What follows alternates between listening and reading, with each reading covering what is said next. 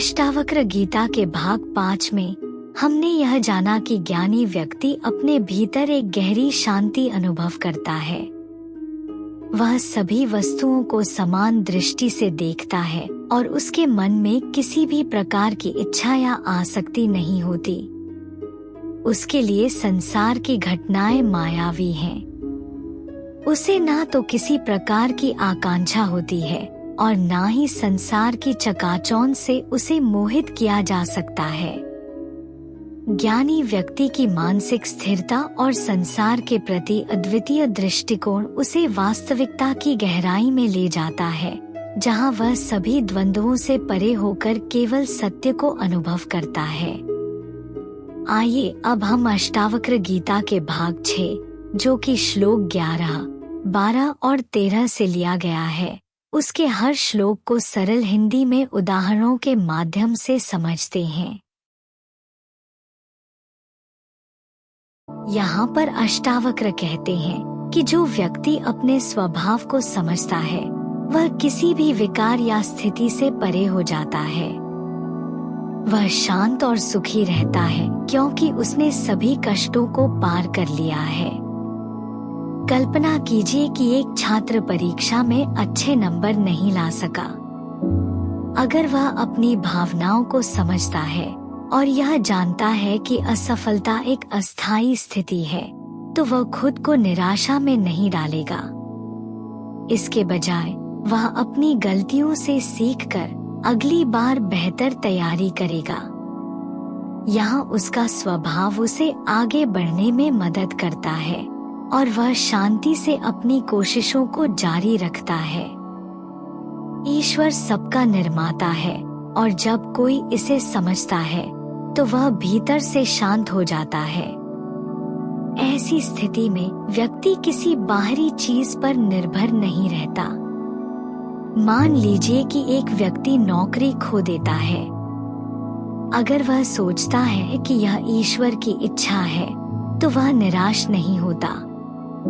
वह खुद को समझाता है कि यह एक नई शुरुआत हो सकती है। वह अपनी क्षमताओं पर ध्यान देता है और नए अवसरों की तलाश करता है। इस तरह उसकी आस्था उसे शांति देती है। इस श्लोक में कहा गया है कि संकट और समृद्धि दोनों ही समय के अनुसार होते हैं। जो व्यक्ति संतुष्ट और आत्मनियंत्रित है, वह ना कुछ चाहता है और ना ही किसी चीज के लिए दुखी होता है। मान लीजिए एक किसान बारिश की कमी के कारण फसल नहीं उगा पाया। अगर वह अपनी स्थिति को स्वीकार करता है और समझता है कि यह भी जीवन का एक हिस्सा है, तो वह परेशान नहीं होगा। वह योजना बनाता है कि अगली बार कैसे बेहतर फसल उगाए। इस संतोष की भावना उसे शांत रखती है। यहाँ पर कहा गया है कि सुख और दुख, जन्म और मृत्यु सब दैव की इच्छा पर निर्भर करते हैं। जो व्यक्ति सच्चाई को समझता है वह किसी भी कार्य से प्रभावित नहीं होता। मान लीजिए कोई व्यक्ति गंभीर बीमारी का सामना कर रहा है। अगर वह इसे ईश्वर की इच्छा मानता है और अपने जीवन को सकारात्मक तरीके से जीने की कोशिश करता है, तो वह न केवल अपने कष्ट को सहन करेगा बल्कि दूसरों को भी प्रेरित करेगा। इस श्लोक में कहा गया है कि केवल चिंता करने से दुख उत्पन्न होता है। जो व्यक्ति बिना किसी इच्छा के जीवन जीता है वह सुखी और शांत रहता है। मान लीजिए एक व्यक्ति जिसका घर जल गया, वह यदि केवल नुकसान के बारे में सोचता रहे तो वह दुखी रहेगा। लेकिन अगर वह उस घटना को एक नई शुरुआत के रूप में देखे और अपने दोस्तों और परिवार के साथ मिलकर एक नया घर बनाने की योजना बनाए, तो वह न केवल खुद को खुश रखेगा बल्कि दूसरों को भी प्रेरित करेगा। यहाँ व्यक्ति का अहंकार मिट जाता है और वह अपने असली स्वरूप को पहचानता है। वह कहता है कि मैं ना शरीर हूँ, ना कोई अलग अस्तित्व। मान लीजिए एक साधक ध्यान कर रहा है। जब वह ध्यान में गहराई से जाता है तो उसे यह एहसास होता है कि वह केवल एक शरीर नहीं है बल्कि एक अदृश्य आत्मा है। यह ज्ञान उसे जीवन के छोटे छोटे मुद्दों से दूर रखता है और वह अपने कर्मों को बेहतर तरीके से करने की कोशिश करता है। यहाँ यह कहा गया है कि व्यक्ति सब कुछ के पार पहुँच गया है और केवल एक शुद्ध और शांत अवस्था में है। एक योगी जब ध्यान में लीन होता है तो वह सभी भौतिक चीजों को छोड़ देता है। उसे केवल शांति का अनुभव होता है। जैसे जब वह ध्यान करता है तो वह नकारात्मक विचारों और इच्छाओं को छोड़ देता है, जिससे उसे एक गहन शांति मिलती है। इस श्लोक में बताया गया है कि जब व्यक्ति सब चीजों को एक समान समझता है तो उसे कोई आश्चर्य नहीं होता। वह केवल स्फूर्ति में रहता है।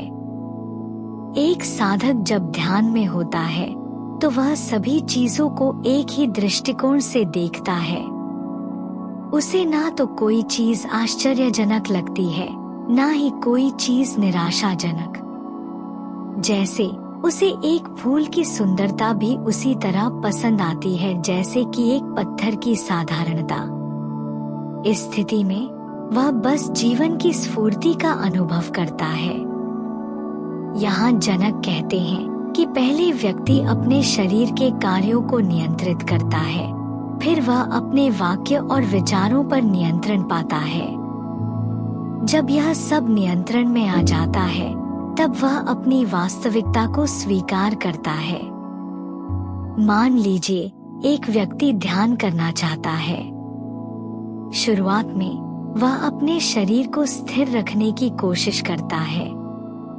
वह महसूस करता है कि उसके विचार इधर उधर भटक रहे हैं। जब वह अपने विचारों को भी नियंत्रित कर लेता है और अपने मन को एकाग्र करता है, तब वह अपनी असली पहचान को समझ पाता है। जैसे जैसे वह अभ्यास करता है, उसे अपने भीतर की गहराई का एहसास होता है। इस श्लोक में जनक बताते हैं कि जब व्यक्ति प्रेम और आनंद से भरा होता है तो वह सुनने की चीजों से परे जाकर आत्मा के अदृश्य तत्व को समझता है। उसका मन केवल एकाग्रता में स्थित होता है। कल्पना कीजिए कि एक संगीतकार संगीत का अभ्यास कर रहा है। जब वह संगीत में डूब जाता है तो वह बाहरी शोर को भूल जाता है। वह केवल अपने भीतर के अनुभव पर ध्यान केंद्रित करता है। इसी तरह जब हम प्रेम और आनंद की भावना में होते हैं तो हम अपनी असली आत्मा को पहचानने लगते हैं।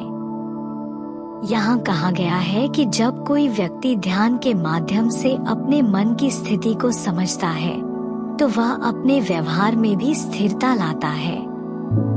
वह समझता है कि सभी गतिविधियां ध्यान से जुड़ी हैं। मान लीजिए एक व्यक्ति ध्यान कर रहा है और उसका मन भटक रहा है। जब वह समझ जाता है कि उसे अपने विचारों को कैसे नियंत्रित करना है, तो उसकी रोजमर्रा की जिंदगी में भी उसका व्यवहार शांत और संतुलित हो जाता है। वह अपने कार्यों में भी ध्यान लाता है और हर चीज को महत्वपूर्ण मानता है। इस श्लोक में कहा गया है कि जब व्यक्ति इच्छा और प्राप्ति के बीच के द्वंद्व से मुक्त हो जाता है तो वह खुशी और दुख दोनों का अनुभव नहीं करता। वह सिर्फ ब्रह्मा में स्थित होता है।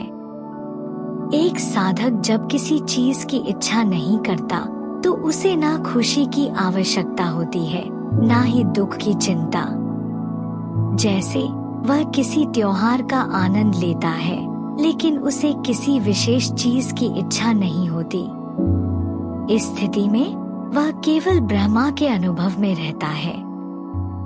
यहाँ जनक कहते हैं कि जब व्यक्ति ध्यान में गहराई से उतरता है तो वह सभी विकल्पों और धारणाओं से मुक्त हो जाता है। मान लीजिए एक व्यक्ति ध्यान करते समय अपने विचारों और धारणाओं को छोड़ देता है। उसे समझ में आता है कि बाहरी विश्व की सभी चीजें अस्थायी हैं। जैसे जैसे वह ध्यान में लीन होता है, वह अपने मन के विकल्पों से मुक्त होकर केवल अपने अनुभव का आनंद लेता है। इस श्लोक में कहा गया है कि जब व्यक्ति अपने कर्मों को सही तरीके से समझता है, तो वह अज्ञान से परे जाकर अपनी वास्तविकता को स्वीकार करता है।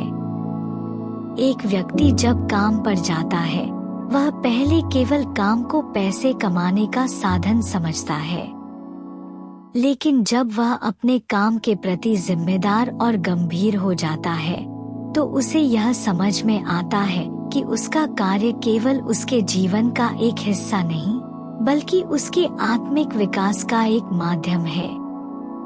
वह इस समझ के साथ अपने कर्म करता है। यहाँ कहा गया है कि जब व्यक्ति निरंतर विचार करता है, तो वह अपने विचारों को छोड़कर एक शुद्ध अनुभव की ओर बढ़ता है। मान लीजिए, एक साधक ध्यान करते समय कई विचारों का सामना करता है, लेकिन जैसे जैसे वह उन विचारों को छोड़ता है, वह गहरे अनुभव में पहुंचता है। वह अपने विचारों से परे जाकर एक शांति और ज्ञान का अनुभव करता है। यह श्लोक बताता है कि जो व्यक्ति इस प्रकार का ज्ञान प्राप्त करता है, वह अपने जीवन में पूर्णता का अनुभव करता है। एक व्यक्ति जब इस समझ को प्राप्त करता है कि उसके कर्म और उसकी पहचान केवल एक अनुभव है, तब वह अपने जीवन में संतोष और खुशी पाता है। जैसे वह हर कार्य को ध्यान और प्रेम के साथ करता है और उसे हर पल का आनंद लेने की कला आती है। यह श्लोक कहता है कि वास्तव में एक आकांक्षाहीन जीवन जीना और स्वास्थ्य बनाए रखना कठिन है। साधारणता और त्याग से व्यक्ति को सच्चा सुख प्राप्त होता है। मान लीजिए, एक व्यक्ति साधारण कपड़े पहनता है और भौतिक चीजों की इच्छा नहीं करता। वह अपने जीवन में संतोष पाता है। जब वह बाहरी दिखावे से दूर होता है, तो उसे आंतरिक शांति मिलती है। यह व्यक्ति अपने जीवन में सुखी है, क्योंकि उसने अति भौतिकता को छोड़ दिया है। यहाँ कहा गया है कि शरीर के खेद और जिह्वा की इच्छाएं कहीं भी हो सकती हैं, लेकिन यदि मन इन इच्छाओं को त्याग कर पुरुषार्थ यानी कि अर्थ, धर्म, काम और मोक्ष में स्थित होता है, तो वह सुखी रहता है। कल्पना कीजिए, कोई व्यक्ति अपने खाने की आदतों पर ध्यान दे रहा है। उसे पता है कि उसे पौष्टिक खाना चाहिए, लेकिन उसकी जिह्वा स्वादिष्ट खाने की इच्छा कर रही है। यदि वह मन को नियंत्रित कर लेता है और पौष्टिक खाने का चुनाव करता है, तो वह स्वास्थ्य और सुख में रहता है। यहाँ उसका मन समझदारी से कार्य कर रहा है। इस श्लोक में कहा गया है कि जब व्यक्ति किसी कार्य के परिणामों के बारे में सोचता है और यह समझता है कि परिणाम क्या होगा, तब वह उस कार्य को खुशी से करता है। एक विद्यार्थी जब परीक्षा की तैयारी करता है, वह सोचता है कि उसे कितने अंक मिलेंगे, लेकिन जब वह अपने प्रयासों पर ध्यान केंद्रित करता है और सिर्फ पढ़ाई करता है, तो उसे चिंता नहीं होती। जब वह परीक्षा में बैठता है, तो वह अपने ज्ञान पर भरोसा रखता है और उसे सुखद अनुभव होता है। यहाँ कहा गया है कि जो व्यक्ति कर्म और निष्कर्मता के बीच संतुलन बनाए रखता है, वह सुख में रहता है। संयोग और वियोग के बीच वह संतुलन बनाकर रहता है। एक व्यक्ति जब अपने काम में व्यस्त होता है, तो वह ध्यान रखता है कि वह अपने स्वास्थ्य का भी ख्याल रखे। इस संतुलन से वह न केवल अपने कार्य में अच्छा होता है, बल्कि मानसिक और शारीरिक रूप से भी स्वस्थ रहता है। इस श्लोक में कहा गया है कि व्यक्ति ना तो धन और ना ही उसके अभाव के बारे में चिंतित रहता है। चाहे वह खड़ा हो, चल रहा हो या सो रहा हो, वह सुख में रहता है। जैसे एक साधु किसी भौतिक चीज की चिंता नहीं करता, चाहे वह अपने आश्रम में खड़ा हो, पैदल चल रहा हो या ध्यान में हो, वह हमेशा संतोषित और खुश रहता है। उसकी संतुष्टि बाहरी स्थितियों पर निर्भर नहीं करती। यहाँ कहा गया है कि साधक के लिए ना तो सपने में कोई हानि होती है और ना ही सफलता के लिए यत्न करने पर कोई तनाव होता है। वह सभी चीजों से परे होकर सुख में रहता है। कल्पना करें कि कोई योगी ध्यान में बैठा है। वह अपने सपनों के बारे में चिंता नहीं करता। अगर उसका परिश्रम सफल होता है तो वह खुश होता है, अगर नहीं तो भी वह चिंतित नहीं होता। उसकी खुशी केवल उसके भीतर की शांति से आती है। इस श्लोक में कहा गया है कि जब व्यक्ति सुख, दुख, शुभ और अशुभ जैसी भावनाओं को देखता है तो वह उन पर निर्भर नहीं रहता। वह सभी चीजों को छोड़कर सच्चा सुख प्राप्त करता है। मान लीजिए एक कलाकार जब अपनी कला का प्रदर्शन करता है, वह अपनी रचनाओं को देखकर ना तो बहुत खुश होता है और ना ही बहुत निराश। वह केवल अपनी कला का आनंद लेता है, चाहे वह अच्छा हो या बुरा। इस मानसिकता से वह हमेशा संतोष में रहता है।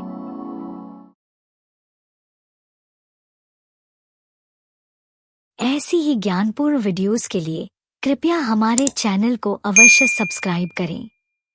धन्यवाद।